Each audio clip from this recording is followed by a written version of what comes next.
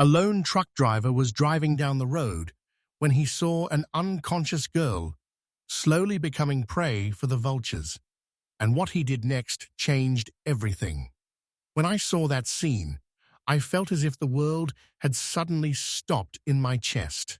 I was driving alone, as I usually do, the engine of the truck roaring beneath my feet, and the heat clinging to the cabin like a suffocating blanket. The BR 135 highway cut through the state of Piauí with its usual harshness, a harshness only understood by those who have lived their entire lives on the roads, cracked asphalt, a shoulder covered in red dust, and low shrubs stretching until they dissolve into the horizon. It was late in the day. The sun had dipped low, turning a heavy orange, making everything appear suspended, as if time itself hesitated for a moment before continuing. I had driven this road for many years. I knew its curves, its potholes, the leaning tree that served as a road marker, and the spot where the police hide to chase a tired driver. Yet that day in particular, something pulled me out of the autopilot driving I had grown used to. Since my wife passed away 3 years ago, my life had turned into a silent routine. Cabin, steering wheel, load, delivery, then a new road. Yes, I had a small house in Teresina, but I returned there only 2 or 3 times a month, as if visiting a room that didn't belong to me. I preferred the engine's roar over the silence of the empty house. On the road, loneliness demands nothing. It asks no conversation, expects nothing from you to be stronger or happier. It simply leaves you existing. I was coming from São Luís, carrying construction materials to Barreiras in Bahia. I had a heavy lunch at a roadside diner, one of those with plastic chairs and black coffee that somehow rearranges the soul. Then I returned to the asphalt with a lighter head and heavier body, thinking only about reaching the next stop without hurry. Hurry is for those waiting for an embrace at home, and I had no one. The heat began to ease as the sun lowered, but the ground still burned. Cicadas chirped insistently, a continuous sound that from repetition turned into something resembling music. I was driving, lost in thought, when I saw it. At first, I thought it was trash on the side of the road, a pile of discarded items, an old bag, a piece of cloth, something shapeless. But then I saw the circle. 5, 6 large black vultures standing in a strangely ominous silence. The strange thing wasn't their presence, but their stillness. They did not fight, they did not jostle, they showed no urgency. They were simply waiting, with cold patience, as if they knew time was working in their favor. I slowed down without consciously moving my foot. The engine hummed faintly. My heart beat with that flutter that precedes certainty. When the truck got close enough, certainty pierced me like an arrow. There was a young girl lying on the ground, on her back, her arms outstretched as if she had fallen and given up. Her light-colored clothes were stained with red dust and torn at the shoulder.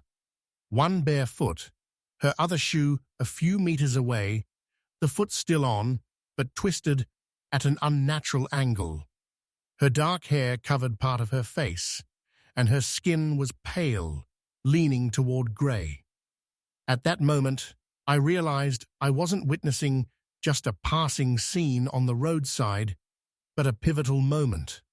A moment that would leave me with only one choice: either continue driving as if I had seen nothing, or stop and change the fate of a life that was only minutes from ending. I lifted my foot from the accelerator and pressed the brakes slowly. The screeching of the brakes echoed softly in the hot air, as if the road itself had paused with the truck. The vultures raised their heads slowly, then some took flight, leaving a strange emptiness, as if nature itself had given me permission to intervene. I removed my gloves, opened the truck door, and stepped onto the ground. Each step made a sound on the gravel, but I heard nothing else but my heartbeat. I approached the girl, my hands trembling as I checked her pulse. A weak pulse. But she was still alive.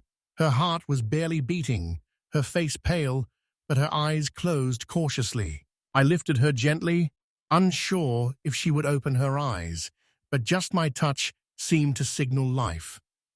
I reached into the truck for my bag and pulled out a thin blanket. I covered her with it to protect her from the heat of the ground and the bothersome vultures circling a few meters away. I took a deep breath and knew I had only one option: reach the nearest hospital before it was too late.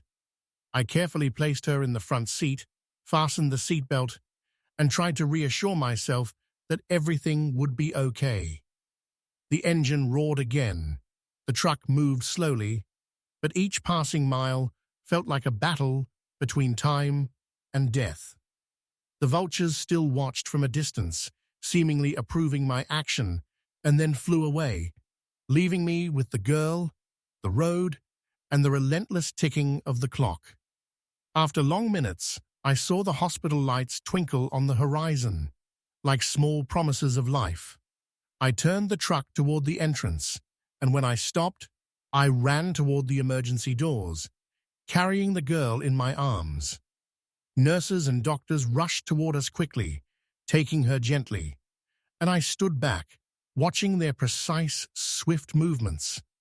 Suddenly, I felt a sense of relief, as if part of the heavy burden I had carried in my chest had been lifted. As they took her inside, a middle-aged doctor approached me and said in a firm but calm voice, "You arrived just in time. She was in critical condition, but she's now under observation. Thank you for not turning away." I realized then that every second I had stopped made the difference between life and death. I felt a mixture of relief and shock, as if something inside me had changed forever. The next day, I returned to see the girl. She was sitting on her bed, her eyes wide and bright, trembling slightly, but alive. She raised her hand to greet me, and I realized then something I hadn't expected. She was not just a lost girl on the road, but part of a larger story. When I asked her gently what had happened, she looked at me with eyes full of fear and gratitude and said, They tried to hurt me. I didn't know where to go." The words were few, but they revealed a secret I hadn't anticipated. Her life had been in danger, and the road had been her last chance at survival. In the days that followed, I couldn't get the image out of my mind. The vultures that had waited by the roadside were no longer just birds.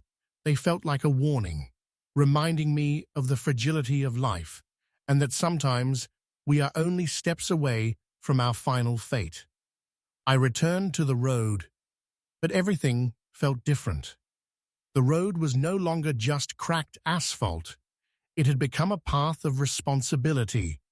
Every turn, every setting sun, reminded me of the girl I had saved. Then came the day I spoke with her more. She revealed what had happened before I found her. They tried to kidnap me. They wanted me to hand over something I didn't understand well. I tried to escape, but they chased me until I lost consciousness. A shiver ran through me. She wasn't just a lost girl. She had been a victim of a serious crime. She smiled faintly despite trembling and said, "But you stopped." I said quietly, "Yes, I had no other choice." The police began their investigation, and the vultures gradually disappeared from the scene, as if silently approving that justice would take its course. Weeks later, I learned that she had fully recovered and returned safely to her life, avoiding a dark fate that could have ended tragically. I remained on the road, but my sense of responsibility had turned into a quiet strength, something that made each day on the road more than routine. Every mile had meaning, and every stop could save a life. At the end of each journey, I would look at the sky and imagine the vultures flying away, as if saying to me, "You did the right thing, and that is enough."